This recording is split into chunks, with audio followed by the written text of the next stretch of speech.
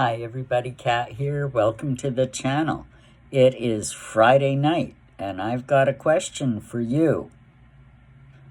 What in the hell does Harry do next?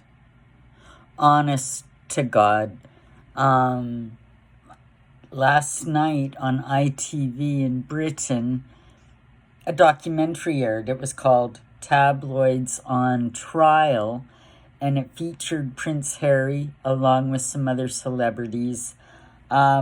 Still, really, as we know, Harry is quite litigious, and he's still in the midst of court around the phone hacking scandal, which was resolved and paid out like a couple decades ago. But Harry's picking it up, saying, well, you know, his family never gave him the chance to litigate about it. Harry was a kid when this was going on. In the first round of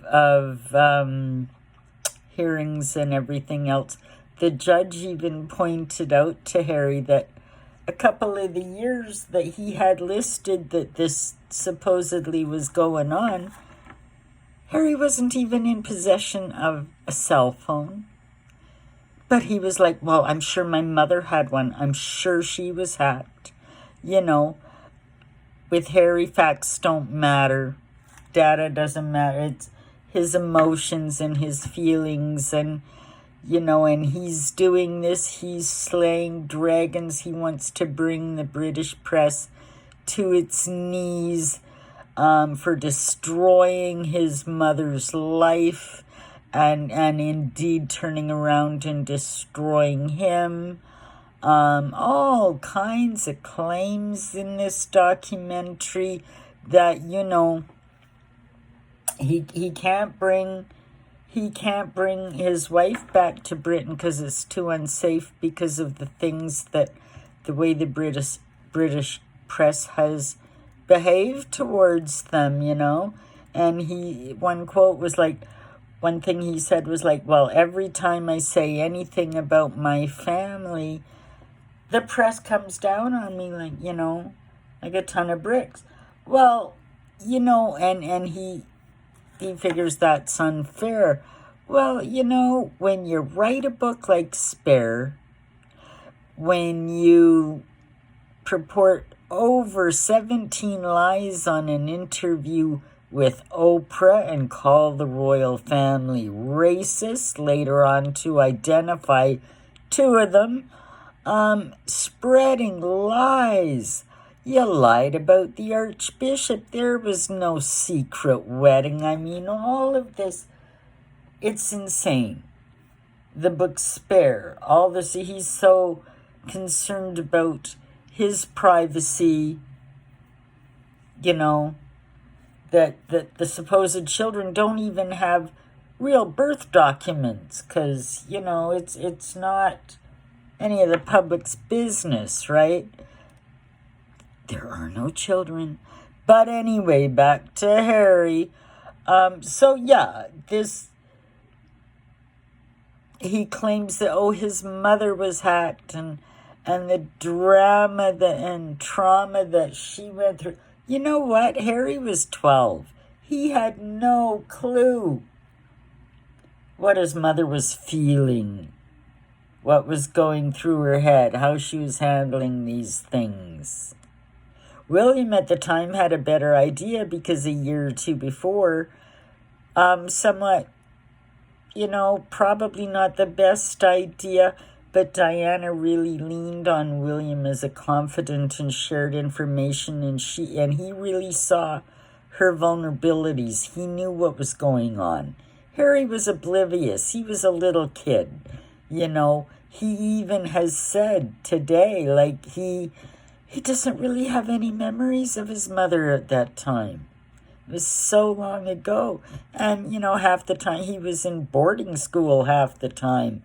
So, you know, as much as Diana loved him and this and that, they really, you know, there was just a difference. It was, they were not as close as as, you know, and no 12-year-old kid knows what a parent is fully going through. Nobody can process that. Sure, I believe this all was traumatic to Harry, and I don't believe, I believe he's, you know, emotionally stuck as that 12-year-old kid. 12-year-old's only, his birthday was like 2 weeks after she died. He was almost a teenager. He wasn't a little boy. He was a teenager. That notwithstanding, he's almost 40, and in the press they still call him a boy. But, you know, that's just the way it goes.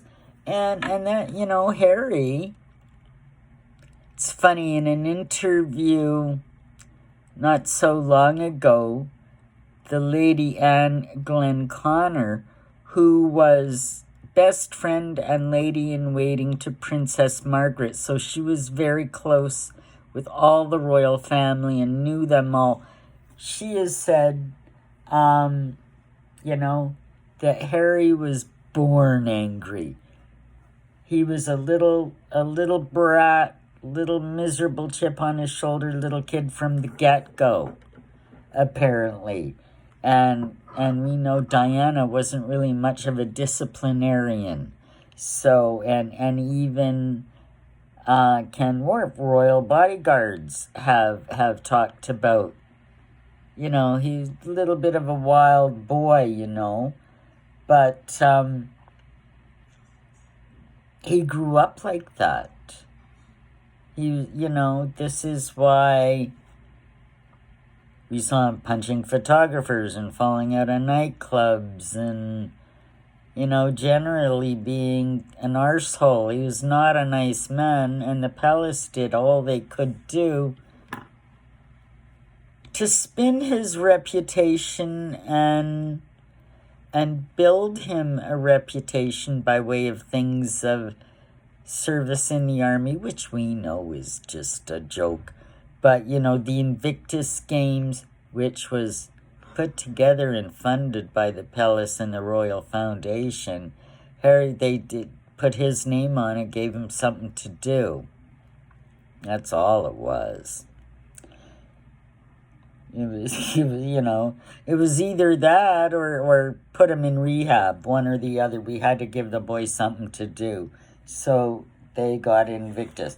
But, you know, Harry in Spare, he talked about, oh, you know, William always got more sausages at breakfast, and he got the bigger bedroom at the castle. Well, yeah, he's the older boy, and he's going to be king.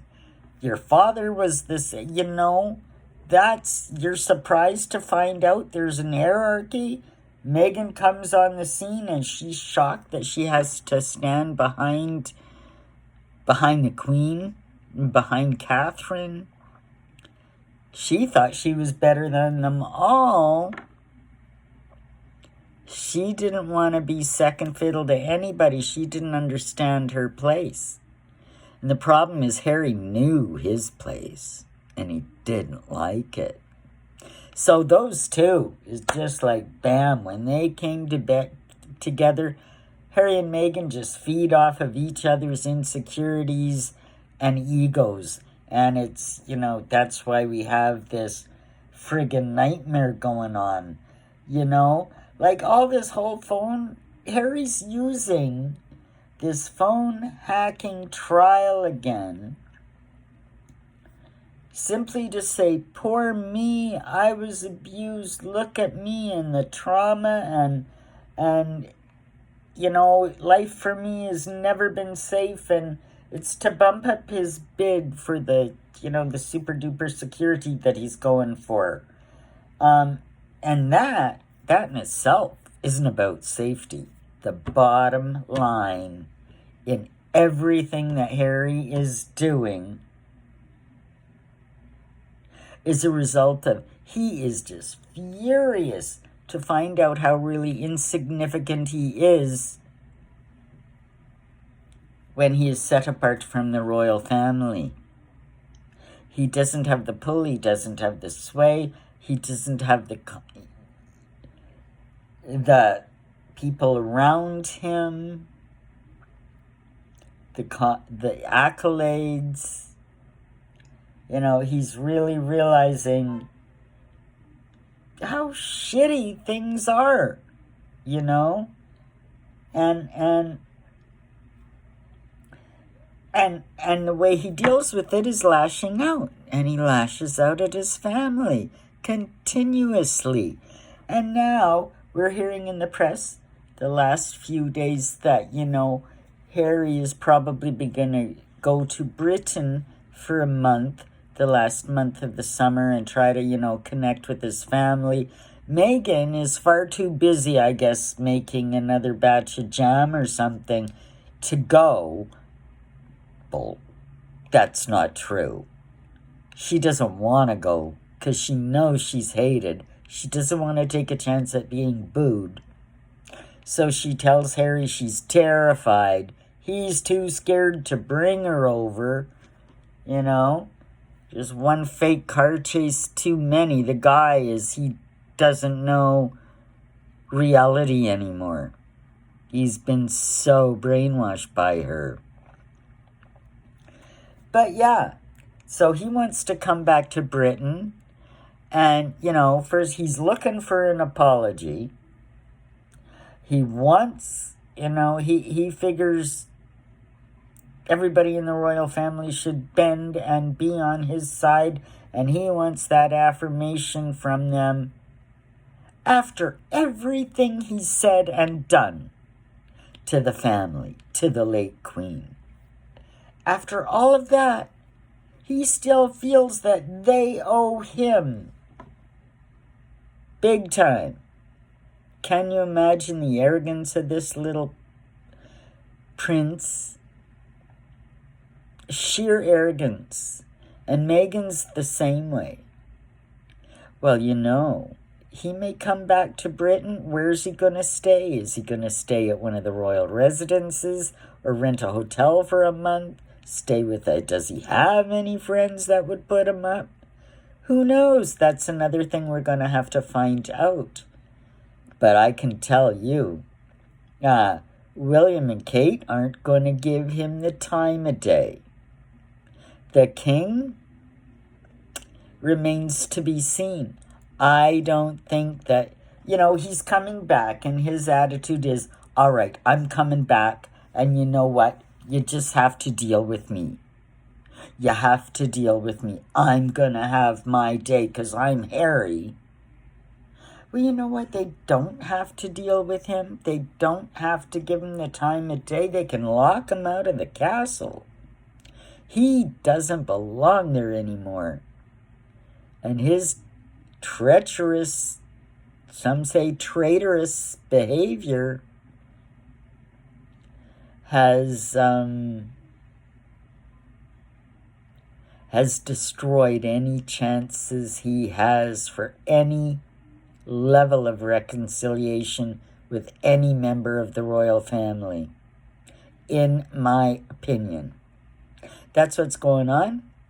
I hope you enjoyed this video. Like, subscribe, leave me a comment. I'd love to know what you're thinking, and we'll see you in the next one. Take care, everybody.